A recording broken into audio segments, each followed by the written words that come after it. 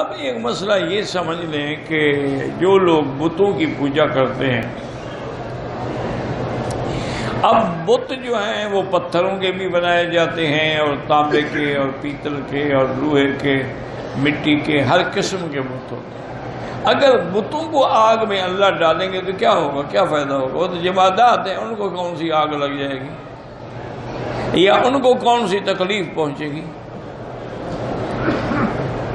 تو اس لیے علماء فرماتے ہیں کہ اصل ان کی تکلیف نہیں، ان کے عبادت کرنے والوں کو تکلیف ہے کہ دیکھو جن کو ہم نے خدا بنایا ہوا تھا وہ جہنم میں ڈالے جا رہے ہیں۔ اور دوسرا علماء یہ کہتے ہیں کہ جن لوگوں نے یہ بت بنائے ہوئے اصل وہ بتوں کی پوجا نہیں کرتے، وہ بھی ان انسانوں کی پوجا کرتے ہیں جن کی شکل پر یہ بت بنائے گئے، اور اگر وہ ان کی عبادت پہ راضی تھے تو ان کو بھی جہنم میں ڈالا جائے۔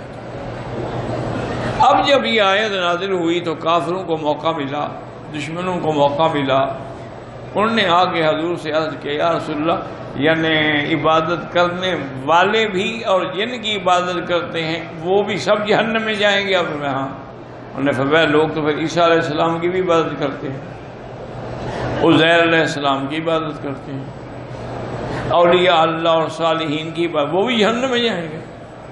اللہ نے فرمایا نہیں، جو ان کی عبادت پہ راضی ہوگا وہ جہنم میں جائے گا، جو راضی نہیں ہوگا ان کا کیا قصور ہے؟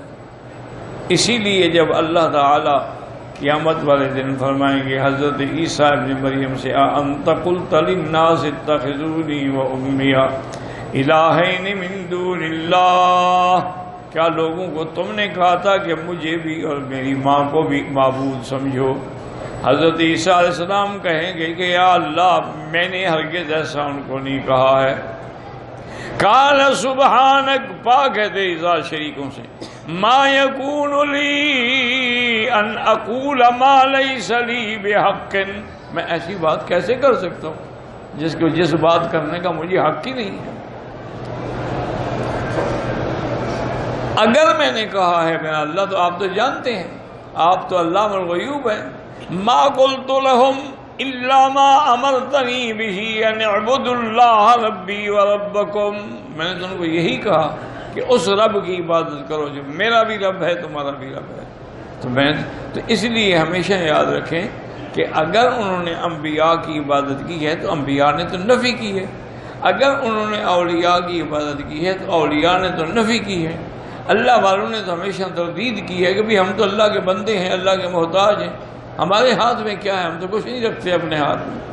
تو اس لیے ان کو جہنم میں جانے کا کیا مطلب؟